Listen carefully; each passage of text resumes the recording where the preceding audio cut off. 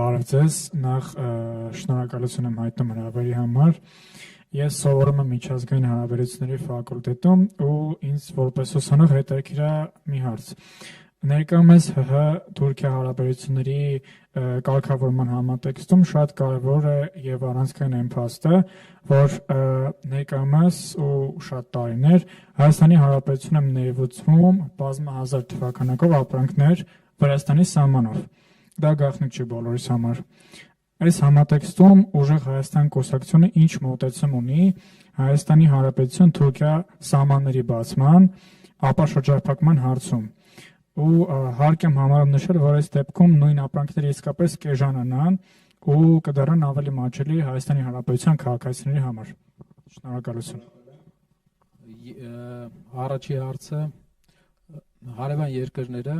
օրինակ Թուրքիայի Հանրապետությունը գազի գինը 50% սուբսիդավորում է։ Թուրքիայի Հանրապետությունը կանության գինը, Թուրքիայի Հանրապետությունը էլեկտրականության գինը իր քաղաքացիների համար 50% սուբսիդավորում է։ Թուրքիայում էլեկտրականության գինը ավելի թանկ է, բայց պետական բյուջեով 50% փող է տալի։ Նաև գազը։ Այդ պատճառով գյուղմթերքը էժան է Թուրքիայում, բայց այո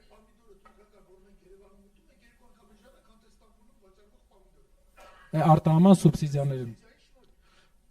ինչ առաջարկ կա, անկախությունը մեզ տալիս է գործիքակազմ կառավարել սեփական շուկան։ Դու կարող ես կառավարել սեփական շուկան դրսի էժան սուբսիդավորվող ապրանքներից հակադեմպինգային քաղաքականության արդյունքում։ Մյուսը, արդյոք դրական է Թուրքիայի հետ սահմանի բացվելը, թե չէ։ Կարող եմ ասել, որ հա, դրական է։ Մեր տնտեսության համար դրական է, որովհետև մեքենայով դու կարող ես բեռնատարը այստեղից կարող է հասնել Հունաստան շատ արագ, Եվրոպա շատ արագ, մեր մշակութային զոնա շատ արագ։ Մենք ամեն դեպքում քրիստոնեական եվրոպական մշակույթի զոնա ենք, մի մշակութային ինչ-որ տարբերություններով։ Թուրքիայի սահմանի բացումը լավ է Հայաստանի համար, բայց ինքնիշխան քաղաքականությունը ոչ թե մարքեթինգային տերմին ինքնիշխանություն, այլ իրական ինքնիշխան քաղաքականությունը քեզ թույլ է տալիս այնտեղ, որտեղ դու ունես ազգային շահերին բախվող խնդիր,